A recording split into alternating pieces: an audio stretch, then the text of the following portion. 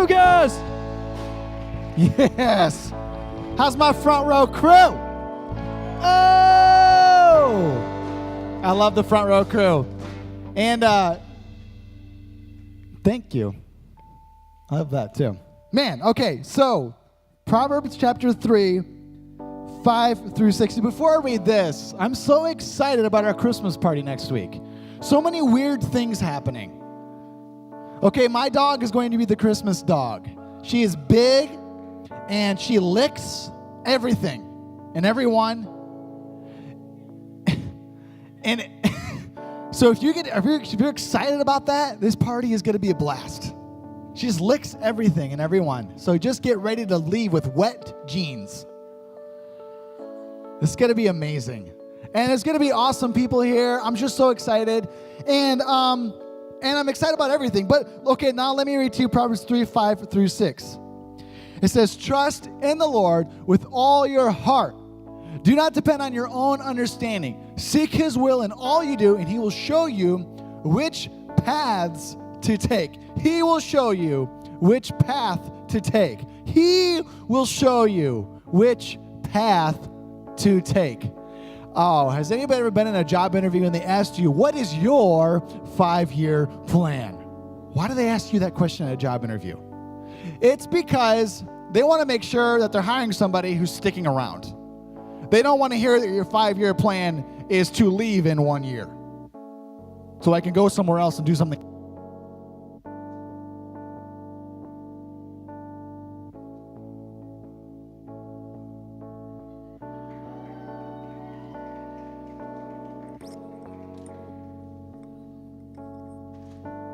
I'm back. The microphone just died, but I'm back on the black mic. Oh man, so back to my amazing story.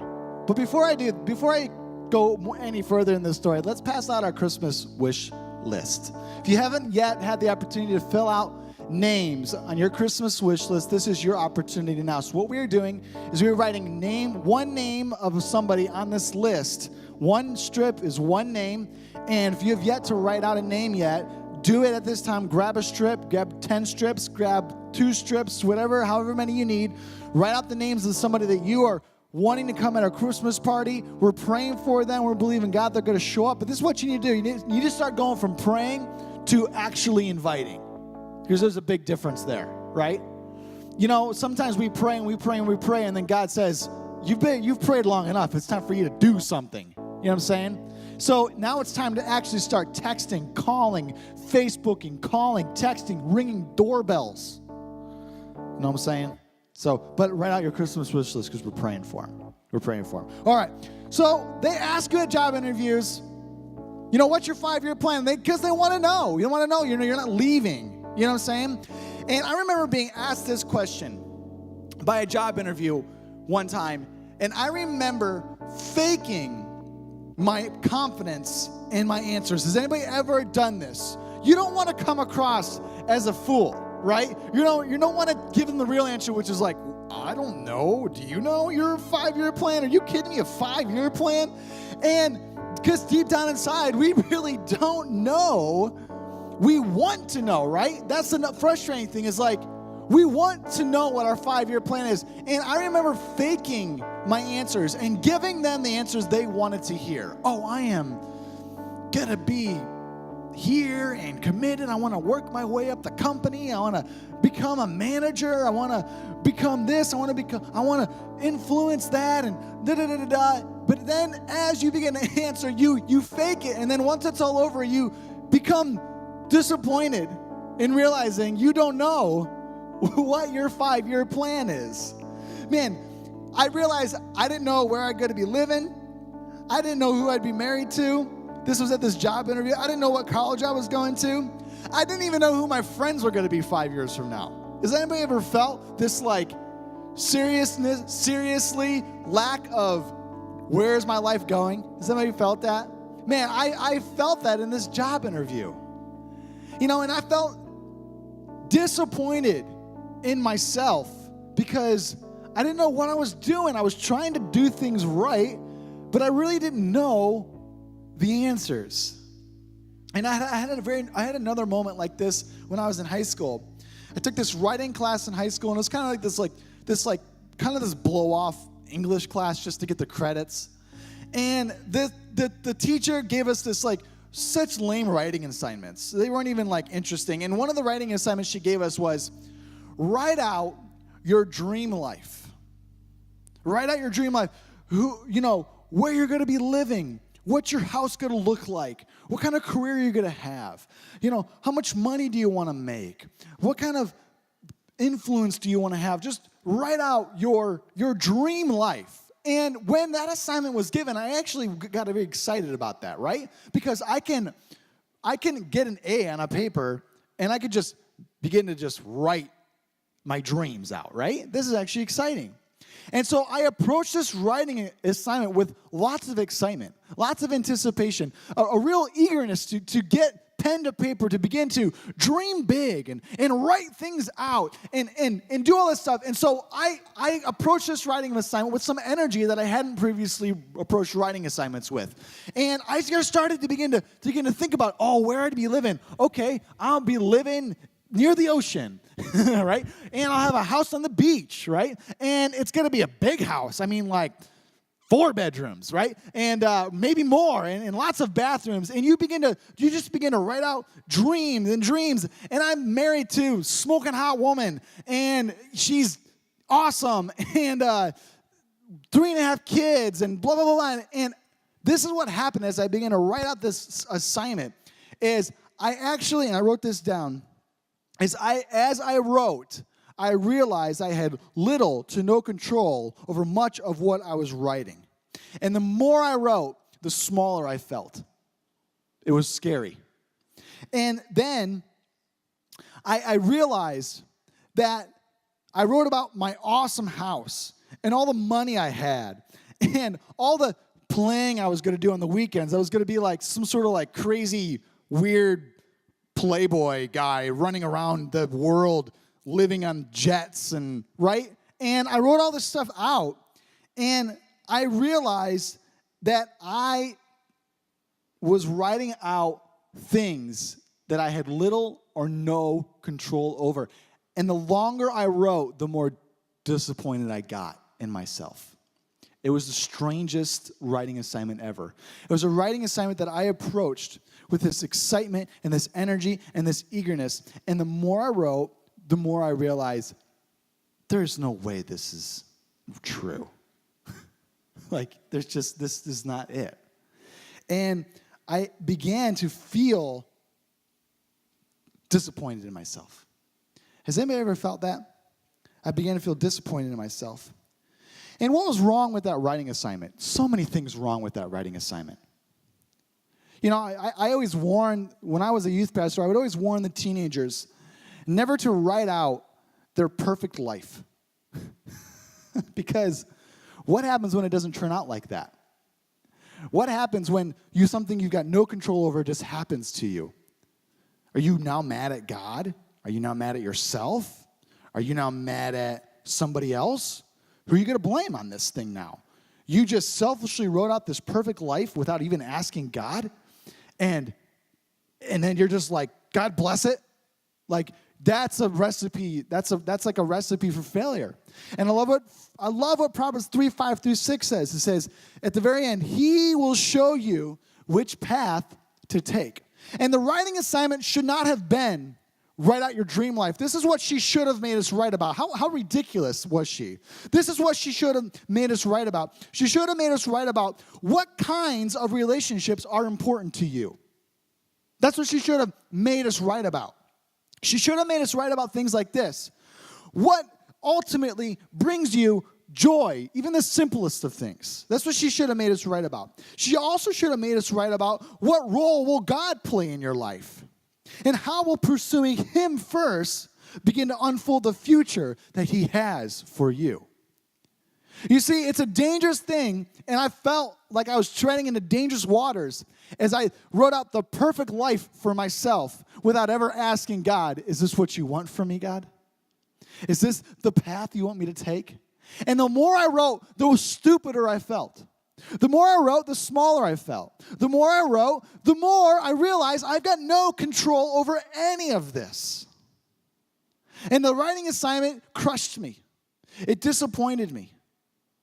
And then I don't know if the other students in the classroom felt like this, because you don't have conversations like this in high school as guys.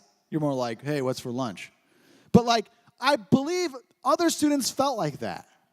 They felt the weight that they wrote out, that there's no way they could carry this.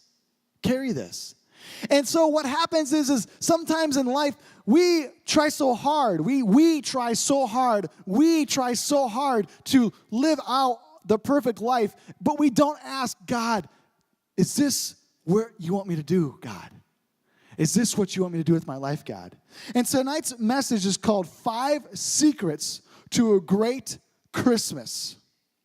5 secrets to a great Christmas. You know, here's what God promised us in the scriptures. That God will lead us to prosperity and hope. God will lead us to prosperity and hope. And I want to tell you right now that as you follow God, will crazy things happen to you? Yes. Will things that you never planned to happen in your life happen to you? Absolutely. But if you follow God through it, He will lead you to prosperity and hope. You can't give up when it gets bad. You can't call it quits when there's a turn in the road. If you continue to push forward, if you continue to press into God, if you continue to say, God, what do you want with my life? I'm going to trust the Lord with all my heart, not lean on my own understandings, right? I'm going to follow God in. This is what happens is God will lead you to prosperity and hope. You know, this Christmas season that we're about to step into is great for us. Why? Because we get off a break from school. Some of us get break from our jobs. The hours decrease. We're actually able to breathe a little bit and say, God, the new year's approaching. 2016 is coming to an end. 2017 is about to be here. God, I want to pursue you this new year. God, I want to hear your voice clearer than ever before this new year. And I'm telling you, if you pray those kind of prayers, you know what? You will be led into prosperity and hope. Don't pray the prayers where you handcuff God and say, God, you better give me that promotion this year. God, this new year, you better do this in my life. That is a scary road to walk down, and a road that leads to some disappointment. So here's 5 secrets to a great Christmas. Number 1, it's this: always trust. Always trust. And here's the difference between faith and trust. Faith is looking forward to a desired outcome or future, but trust is looking backward that God holds the answers to my outcome. See, trust and faith are different. Faith is something that you can say, I just believe in God that my 2017 is just going to be awesome. But trust is, God, I trust you. That even though things didn't ultimately turn out the way I wanted them to in 2016, I trust that you're leading me down the right road. I trust you, God. Faith and trust are different. And number 1, the first secret to a great Christmas is just trust. Always trust. Here's a question for you. Do you look at your life and say, God made mistakes? Or do you look at your life and say, God, I trust you? Do you look at your life and say, God made mistakes? Or do you look at your life and say, God, I trust you? I trust you. Number 2, for your 5 secrets to a great Christmas is don't blame. Don't blame anybody. Don't blame God. Don't blame yourself. Don't blame others. Oh, one of the worst things you could do in life is to blame other people for all the failings, disappointments in your life. It's one of the worst things you could do. Here's what happens when you live a life of blame. Scientifically, this is proven that blame will ruin your self-worth, blame will ruin your relationships, and blame will ruin your spiritual life. But why do we blame? We blame because we're trying to fix things, right? But ultimately, in blaming others, we actually hurt things worse. And I've never met a person who blamed all their shortcomings in life on other people and on God who are happy. Never met them. People who get bitter and people who blame other people for everything wrong in their life, they are the victim. They play the victim. And you know what? I've read a lot of books and I've seen a lot of movies, and the victim is never the victor. The victor is the person who takes responsibility for what's going on, and they decide to just live it out. They decide that they can make the difference, that they can make a change, that it doesn't depend on all the people around them, but they can make the choices necessary to live the better life. The blame game don't work. Here's what happens when you blame. The blaming will make your season toxic instead of blessed. And so this Christmas season, I know some of you will wake up Christmas morning and you're not excited about maybe the house you're gonna wake up in, or the people that are gonna be around you, or maybe some of the relatives or some of the friends that you've surrounded yourself with this year, or whatever the case may be. Or maybe you're gonna wake up this Christmas morning and you're gonna be sad in some relationships that have been lost, or sad in some things that weren't going your way, or grades you didn't get. Here's what you don't want to do: is just wake up and just start blaming everything on other people. But to wake up and say, God, this Christmas season, I'm focusing on you. I'm focusing on you. It's all about Jesus this Christmas season. Number 3, 5 secrets to a great Christmas. Number 3 is this, so simple but so good: worship. And here's the thing: worship is a great secret in overcoming depression.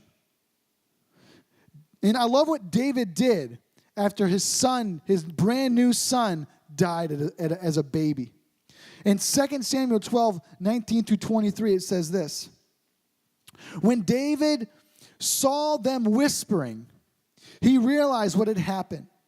Is the child dead, he asked. Yes, they replied, he is dead. Then David got up from the ground, washed himself, put on lotions, and changed his clothes. He went to the tabernacle and worshiped the Lord.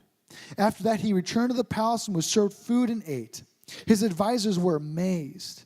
We don't understand you, they told him. While the child was still living, you wept and refused to eat. But now that the child is dead, you have stopped your mourning and are eating again. David replied, I fasted and wept while the child was alive. For I said, perhaps the Lord will be gracious to me and let the child live. But why should I fast when he is dead? Can I bring him back again? I will go to him one day, but he cannot return to me. David worshiped. And worship is a great secret in overcoming depression in your life. But the funny thing is when you're depressed, you like to surround yourself with depressing things, which isn't good.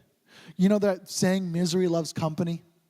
It's true, isn't it? Boy, when you're having a bad day, the last thing you want to hear is somebody's good news.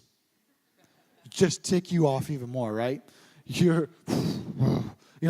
What you want to do is you want to call your friend up on the phone and you want to hear that they had a worse day than you so that you feel better about yourself. But that's not good. That ultimately isn't good. And another thing that's hard to do when you feel depressed is to turn on the worship music. I don't know why, but it's kind of hard.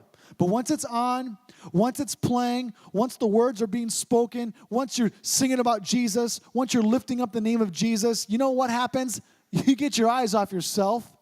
You get your eyes on Jesus. You realize that he's got your back, that he is bigger. And I love what was said tonight. Don't tell God about how big your problems are. Tell your problems how big God is. That's what happens when you begin to worship. You begin to tell your problems how big God is. Worship is a great secret in overcoming your depression. Number 4, for your 5 secrets to a great Christmas. Number 4 is focus on the future. Boy, I can't tell you what will hurt you worse than sometimes you can get dealt a bad deck of cards. Am I right? Sometimes, you wake up one day and someone's like, hey, here you go. Pocket 7-2 offsuit.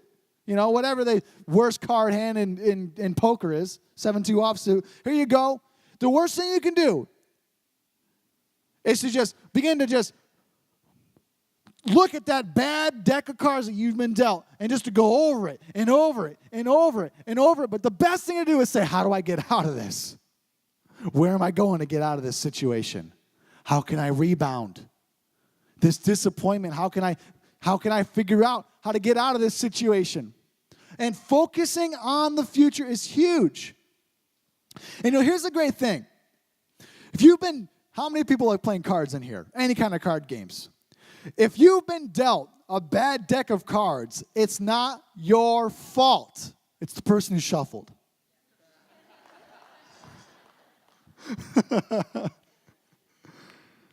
But the truth is, it's not your fault, is it? And what happens when you realize it's not your fault and you stop blaming the blame game? What do you do then? You say, how can I get out of this? How can I advance even with this bad deck of cards? And you know what happens when you get dealt a bad deck of cards and you actually start to focus on how do I get out of this situation? When you do get out of it and then you advance or you win, you then can brag. Oh, I just beat you with the worst deck ever. And you can begin to celebrate a victory. Here's the thing. We play this card game in the office a lot. It's called President. It's a really fun game. And here's the thing. If you are the president, you're number one, you're the man, you're the winner, the pressure comes on you like never before to continue to stay the president, right? There's pressure. It's like, oh, you feel more nervous. You actually aren't even enjoying the game anymore. You're just like, I cannot go backwards now. They will think so bad of me. And I will be such a loser idiot, right? And so you're stressing out as president. I need to stay president. I need to stay president. You're stressing out. And so here's the thing.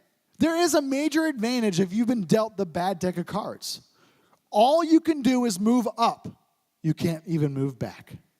And that's what life is like. Sometimes life gets like that. You get dealt such a bad deck of cards. And instead of wallowing and blaming and getting depressed and shunning people and stop it going to church, you can actually say, I've been at the bottom and the only place to go is up. So God, I'm going up. And there's a major advantage in your life now because everybody likes the comeback story. Everybody celebrates the comeback story. And if you've been dealt a bad deck in your life, you got the bad hand, you're looking at this crappy hand, you know what you can do? You have a major advantage, my friend. You can move forward. You can move up. And as you move up, people will celebrate. People will rejoice. And one day they will say, how did you do that? And now you got a story to tell. That's called focusing on the future. And everybody likes moving up. Everybody likes moving up. Josiah, boy, he really was bad today at playing cards. He was at the bottom of the barrel most of the time. So sad. But then Aaron Malmquist was also at the bottom, and he moved up. And boy, he celebrated. And that's what life can be like for you. Don't be Josiah. Be an Aaron. I mean, really, Josiah, you played so bad. Yeah, that's true. So, that's it, man. When I was in high school, I remember I had this girlfriend. And we were dating and we were in love. As much as a high schoolers can be, as much as you understand love as a high school age. It's more like in lust, not really love. And we were in love, and we made all the classic dating mistakes, she became the sun, and I just revolved my life around her, right? I changed everything so that my life revolved around this girl. And then we broke up. Which is high school relationships tend to do, statistically speaking. We broke up. And what happened when we broke up? Boy, I was disappointed. I was depressed. I thought, how am I going to get out of this? And the funny thing is I look back on that and I laugh at how disappointed I was in that breakup. Because the reality is that she was mean and I was rude and I was a jerk and she was insecure and the combination was explosive and ridiculous and we were immature and it was the stupidest thing to be dating. And I am so glad I didn't stay with this girl. But what happens when we're in it, right? We think it's over.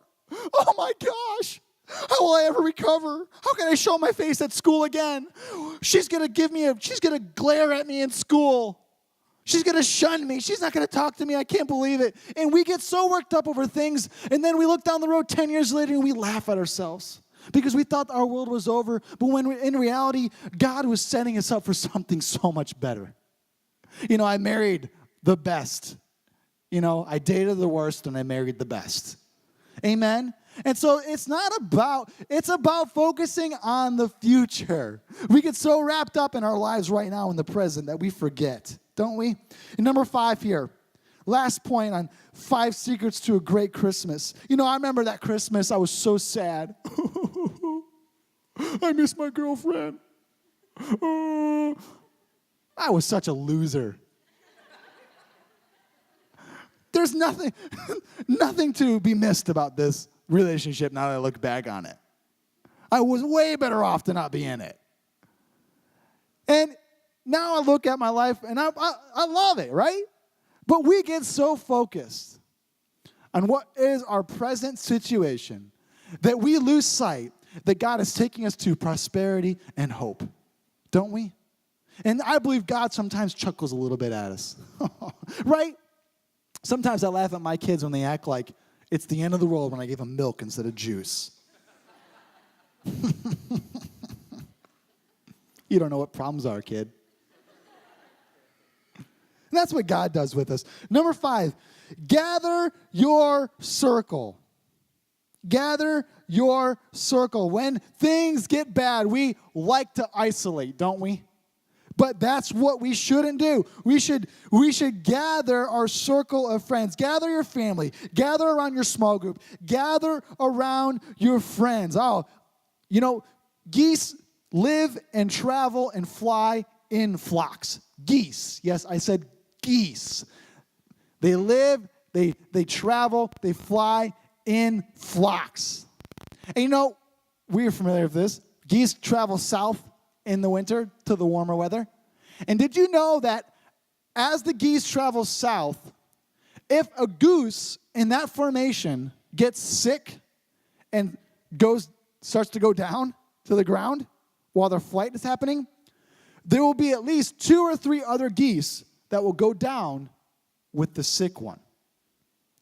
And they will take care of that goose, nurse it, and love on it until it gets healthy. Now, the flock will continue to fly, but those 2 or 3 geese will stay with the sick one. And then once it's better, they will take off and they will catch up to all their friends. Isn't that interesting? Isn't that precious? I think sometimes we should be a little bit more like those geese, shouldn't we? And we should gather a group of great friends. And we should try hard at mending relationships with our families. And we should help the one who's sick, help the one who's a little bit down, right? And has anybody ever heard the illustration when it talks about friend groups and stuff like that it's easier to pull somebody down than it is to pull somebody up? And what that means, and in reality, physical reality, that's true. Jimmy can pull me off this. Okay, go ahead. Yep. Jimmy can pull me down off this thing much easier than I can pull him up, right? If he just dead weight, I'm going to have a hard time getting him up here. But if there was 3 or 4 other guys with me, and we each grabbed a limb, well, we could throw Jimmy into the drum set. And it'd be great. And I bet he'd actually love that. And And sometimes it takes 3 or 4 people to pull somebody up. Ever tried by yourself to help somebody? And you feel like you're making things worse than you are better? You feel like you're giving them some of the worst advice ever. They're like following it. You're like, oh no, what did I do that for? And then, but what happens when we surround ourselves with a bit more people? Somebody else is like, you know what? I don't think they should do that. You're like, maybe you're right. Maybe I am an idiot right now. And we should get around great people. Man, I always think you always know who your true friends are when the times are tough. You know who your true friends are when things are tough, right? You get that text, I'm praying for you. You get that phone call, I heard about that. How you feeling? How you doing? I'm sorry. That's great. That's some of the best that can happen, right? I think one of the biggest mistakes of my childhood growing up was choosing the wrong friends. Actually, I remember this one mistake of choosing the wrong friends actually set me back years. Can you believe that? Years. Why? How could it set me back years? They got me into drugs. They got me into alcohol. They got me into fighting. They got me into stealing. They got me into cheating, lying. The list goes on and on and on. They taught me how to be a bad friend, and I followed it perfectly. If you wanted to meet a great jerk, you should have just met me when I was in 8th grade. Been the best jerk ever in town. It set me back years, and it took me a long time to relearn how to be a good friend, to relearn how to be a decent human being. Years to get reset in my mind. Not to be sarcastic, not to make fun of people, but to love people. And gathering the right friends around you can be such an advantage in your life. Don't isolate yourself. Don't do church alone. Don't do life alone. Don't live alone. I just challenge you not to do that. Man, this Christmas season has nothing to do with your own plan, but knowing who God is and how much He loves you. Let's stand to our feet.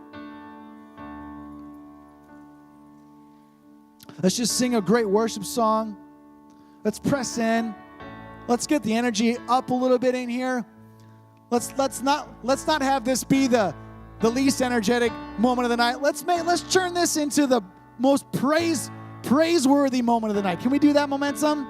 Let's lift our praise up. Let's lift our hands up. Let's even right now just begin to, there you go, just be thankful for who God is. All right, let's worship a little bit. Come on, Momentum.